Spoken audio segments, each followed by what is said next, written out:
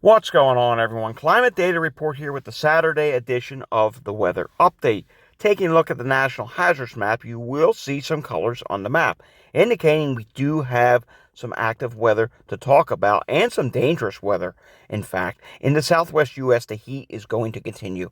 It is going to be very hot in some areas, and that has prompted the National Weather Service to issue excessive heat watches, excessive heat warnings, and heat advisories.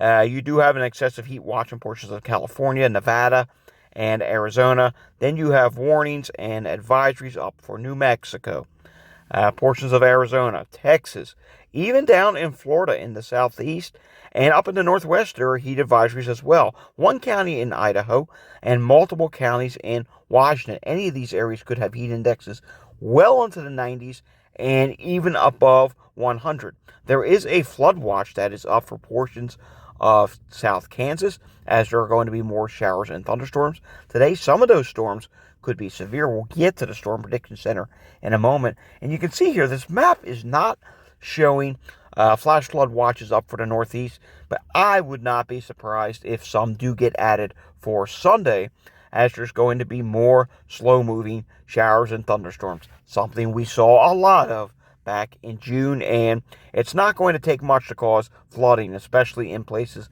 like Pennsylvania, where you have seen event after event over the last several weeks, because the ground is just super saturated now, and any event that pops up is going to cause showers and thunderstorms. Let's take a look at the Storm Prediction Center, and you can see on the Storm Prediction Center, the one-day outlook does show that there is a slight risk up from the plains through Tennessee and portions of Mississippi. The greatest threat for today is hail, which is going to be back around Colorado, but there is a large wind threat within all this, and there is also a small tornado threat. Now, this could form into a mesoscale convective system. If this forms into a mesoscale convective system, portions of this slight risk would need to be upgraded to an enhanced risk. Not entirely certain as to whether or not that's going to happen at this time.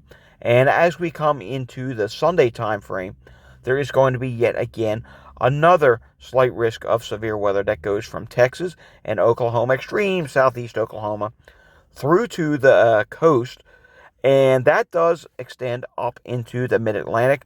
Would not surprise me if this slight risk gets expanded further north into Pennsylvania, as there are some indications that there could be severe thunderstorms there as well, along with the flash flooding threat, which is obviously that's going to be the biggest threat for Pennsylvania and the Mid-Atlantic on Sunday. In fact, let's take a look at the latest 12Z HRRR model, and I will show that to you. You can see, first off, you get these clusters of thunderstorms that get going across Oklahoma and Kansas. That could form a mesoscale convective system. You can see here, the HRRR model is trying to show that. It remains organized all the way in to Arkansas. Then we start watching Sunday morning. As you can see here, there are already some ongoing showers that will be in place across Pennsylvania and upstate New York, maybe even some thunderstorms. As that goes into the afternoon, that grows. And look at this. You can see a large area of slow-moving showers and thunderstorms. You also see on Sunday, you get showers and thunderstorms back across Tennessee. So it is going to be quite an active day. And watch what happens as I continue to advance this. Look from North Carolina on up into Vermont, continuing to be slow-moving showers and thunderstorms into Sunday evening. So I do think there is a risk of flash flooding. I think there could be localized 2 to 4 inches of rainfall, and that is more than enough to cause flash flooding. Look back across as we go to Georgia and Alabama and Tennessee. Showers and thunderstorms are going to be ongoing, and maybe that forms an organized system as well. As we get to the end of the HRRR run, you can see this frontal boundary in the northeast. It doesn't move all that much, and there's some questions as to what will happen next. Will an area of low pressure develop? Will it get organized and will provide rainy conditions for Monday and Tuesday in New England, or will it stay less organized and be more just a scattered shower event? We'll have to fine-tune that again tomorrow, but as of right now, I would plan for the first part of next week being very unsettled in the Northeast. And behind us, the rest of the country does get a little bit quieter, but there'll probably be another round of showers and thunderstorms in the plains again on Monday. I do want to quickly show you the WPC. And as you can see on the WPC for today, there's a large slight risk of excessive rainfall in the plains through Tennessee and Kentucky. Marginal risk in the Northeast for today. However, as we head into tomorrow, there's a slight risk from Oklahoma into the Gulf Coast, even the Florida Panhandle, and then a large slight risk that goes from Virginia right on up into Vermont. That's where I'm really concerned for flash flooding tomorrow. And finally, let's end on a quiet note, shall we?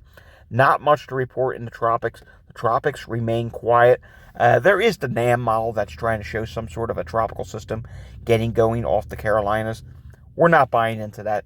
The NAM often does silly things like that, and they never end up happening. Alrighty, that does it for today's weather update. If you like this update, give me a thumbs up.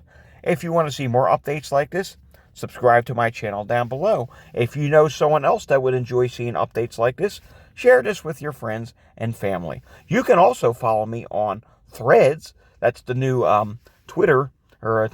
the new Instagram spin-off app at Climate Data Report for more updates. And of course, there will always be more updates here, and we'll have another update here again tomorrow. Thanks for watching, and I will see you all again next time. Have a great day.